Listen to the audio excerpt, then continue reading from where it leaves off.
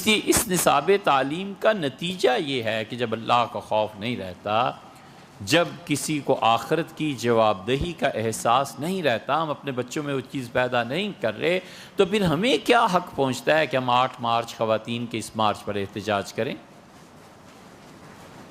جو پڑھا رہے ہیں وہ سامنے آنا ہے، جڑ کاٹے نا، اور جو اس پہ کانٹے لگ رہے ہیں ان پہ اعتراض ہو رہا ہے کہ کانٹے بہت چبھن ہے اور یہ ہے اور وہ ہے۔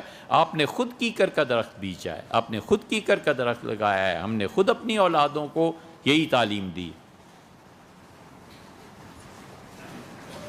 ہم نے خود اپنی بچیوں کی حیائیں کم کی، ہم نے خود اس ماحول میں ڈال کر یہ احساس پیدا کیا ہے کہ بیٹے زندگی کمائی کا نام ہے، بس اور کچھ نہیں۔ اس نظام تعلیم سے یہی کچھ برآمد ہونا تھا۔ علامہ اقبال جیسا آدمی وہ اپنے زمانے میں بچیوں کے انگلش پڑھنے کے کیوں مخالف تھے؟ اس لیے کہ وہ جانتے تھے کہ انگریزی زبان میں جو لٹریچر انگلینڈ سے یہاں آ رہا ہے یہ کیا رنگ لائے گا۔ ہمارے بچے تو جانتے نہیں نا کہ انگریزوں نے یہاں کیا کیا کرتوت کی۔ بالکل لندن میں چلے جائیں، یورپ میں چلے جائیں، امریکہ میں کہیں چلے جائیں، آپ کو ہر شہر، جو لوگ گئے ہیں ان سے پوچھو یار، ہر شہر میں کیا، ہر محلے میں، ہر جگہ عام آپ کو سیکس شاپ نظر آئے گی۔ یہ سیکس شاپ انڈین دور انگریزوں کے دور میں ہندوستان میں بھی ہوتی تھی، لاہور میں بھی ہوتی تھی، یہ سیکس شاپ کلکتہ میں بھی ہوتی تھی، بامبے میں بھی ہوتی تھی، کراچی میں بھی ہوتی تھی۔ اس وقت کے علماء کو یہ فتوے لکھنے پڑے کہ اس میں سے کیا جائز ہے اور کیا ناجائز ہے۔ پوچھا جاتا تھا کہ حضرت اس شاپ پہ جائیں تو یہ چیزیں ہیں، ان میں سے کس کا استعمال جائز ہے اور کس کا ناجائز ہے۔ مولانا فرنگی محلی صاحب رحمۃ اللہ علیہ کے فتاویٰ پڑھیں اور جگہ انگریزوں نے، یہ سارا نظام وہی تھا۔ اگر 47 میں ملک نہ بنتا اور 61 تک پہنچ جاتے تو 61 میں تو خود انگلینڈ کا ٹی وی یہاں ہوتا، جو انگلینڈ والے دیکھ رہے ہوتے وہ ہم دیکھ رہے ہوتے۔ کس بات پہ احتجاج کرنا ہے؟ خواتین جو کچھ کر رہی ہیں وہ اس نظام تعلیم کا نتیجہ ہے۔ اسی لیے ہم کہتے ہیں کہ اس نظام تعلیم کو ہم خود مرتب کریں، ہم ان جاہلوں کے ہاتھ میں رہنے ہی نہ دیں جنہیں پتہ، جنہوں نے زندگی بھر یار 10 کتابیں نہیں پڑھی۔ قسم کھا لیں حلفم باللہ بیت اللہ میں مسجد میں آ کے کہ میں نے زندگی میں 100 کتابیں پڑھی ہیں، میں آپ کا وزیر تعلیم ہوں، میں نے 10 کتابیں پڑھی ہیں، پوری کچھ نہیں پڑھا۔ نہ عربی انہیں آتی، نہ فارسی انہیں آتی ہے، نہ انگلش آتی ہے۔ ظلم یہ کہ انگلش بھی نہیں آتی۔ ایم اے انگلش کو کہو، ڈاکٹر کو کہو کہ ایک اچھی سی آپ اپلیکیشن لکھ دیں تو ڈاکٹر صاحب بھی ادھر ادھر دیکھتے۔ سبحان اللہ۔ اس نظام تعلیم کی وجہ سے یہ سب کچھ ہو رہا ہے، اور جو کچھ ہو رہا ہے وہ غلط ہو رہا ہے۔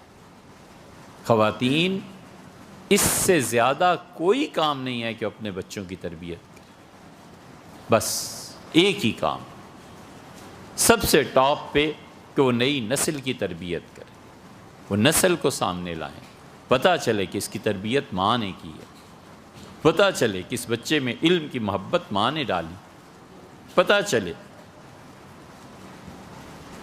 کہ ماں نے لکھنا پڑھنا سکھایا۔ پتہ نہیں کہنے کی بات ہے یا نہیں، اگر غلط ہے تو آپ بھی معاف کیجئے، اللہ بھی معاف کرے۔ ہم نے سال ہا سال اپنے بچپن کے، جب اتنا شعور بھی نہیں تھا، بالکل 4 سال کے ہوں گے، اور 3 تختیاں تیار رکھنی ہوتی تھیں۔ والدہ اپنا کام کرتی تھیں، بیٹھتی تھیں، کہتی تھی لکھو، وہ تختی لکھواتی تھی، ہمیں لکھنا پڑتا تھا، پھر ہمیں کوئی کہانی سناتی تھی، پھر دوسری تختی لکھو، پھر تیسری لکھو، اچھا پہلی کو دھو کے لا کے پھر لکھو، وہ گاچنی اس پہ لگایا کرتے تھے اس وقت، اچھا سلیٹ پہ لکھو۔ وہ جو انہوں نے کوشش کی کہ علم کی محبت دل میں ڈال دیں، یہ اس کا نتیجہ ہے، اس کا اثر ہے کہ اللہ کا شکر ہے اللہ تعالیٰ کی توفیق سے پڑھنے کی توفیق ملی، وگرنہ کیوں، ہمیں کیا تھا ان دلچسپی کتابوں میں سے، اور اس کا نتیجہ ہے اس خاتون کی محنت کا۔ اللہ کا شکر ہے ہماری لائبریری میں اس وقت 1 لاکھ سے زیادہ آڈیو، ویڈیو اور مخطوطات اور کتابیں، پرنٹڈ کتابیں 35,000 سے زیادہ رکھی ہوئی۔ یہ ایک ملک میں 42 ملکوں میں جا کے ایک کتاب کو چن کے لائے ہیں۔ اس کے پس پشت آخر کون ہے؟ ایک ماں ہے، بس اور کچھ نہیں۔ وہ اس عمر میں 80 برس کے قریب ان کی عمر ہے، اس عمر میں بھی جو گئے ہیں وہ جانتے ہیں، یا گھر والے کہ کبھی ذرا سی بھی فرصت اپنی تلاوت تسبیح سے ملے، کوئی رسالہ کوئی چیز وہ پڑھتی رہتی ہیں۔ ہمدرد کا رسالہ ہر مہینے ان کے لیے آتا ہے، میں پیش کر دیتا ہوں کہ یہ دیں، ایک اور رسالہ بھی پیش کر دیتا ہوں کہ آپ اس سے پڑھ لیں۔ یہ سب کیا ہے؟ یہ ماں ہی ہے نا، اس کے پاس کون سے اتنے غیر معمولی اسباب و وسائل تھے؟ اس لیے جو عورتیں کام کر رہی ہیں ان کا کام غلط تو ہے ہی، لیکن صحیح راہ کیا ہے؟ صحیح راہ یہ ہے کہ ہمیں نسل چاہیے، ہمیں افراد چاہیے، معاشرے میں خیر پھیلنی چاہیے، معاشرے میں جو بھی لوگ شر کا کام کر رہے ہیں اس کے مقابلے میں اہل خیر کو بھی اپنا کام کرنا چاہیے۔ اہل خیر کو چاہیے کہ ہم اپنے مدرسے بنائیں، اہل خیر کو چاہیے، یہ نہیں ہو سکتا کہ شر مٹ جائے اس دنیا سے، وہ بھی چلنا ہے، یہ بھی چلنا ہے، اس نے بھی کام کرنا ہے، ہم نے بھی کام کرنا ہے۔ اگر ہم اہل خیر میں سے ہیں تو ہم اپنے کام سے غافل ہیں۔ انہیں کچھ کہنے سے زیادہ بہتر یہ ہے کہ ہم اپنے حالات کو بھی سوچیں کہ کیسے پیسہ جمع کیا جا سکتا ہے، کیسے کسی شخص سے اتفاق کیا جا سکتا ہے، کیسے ہم ایک نئی پود تیار کر سکتے ہیں، کیسے ہم اپنے بچوں کو اتنی اچھی صالح تعلیم دے سکتے ہیں جو تعلیم ان میں خدا کا خوف پیدا کرے۔ اگر کسی شخص میں اللہ کا خوف نہیں ہے تو پھر اس کا اللہ ہی حافظ۔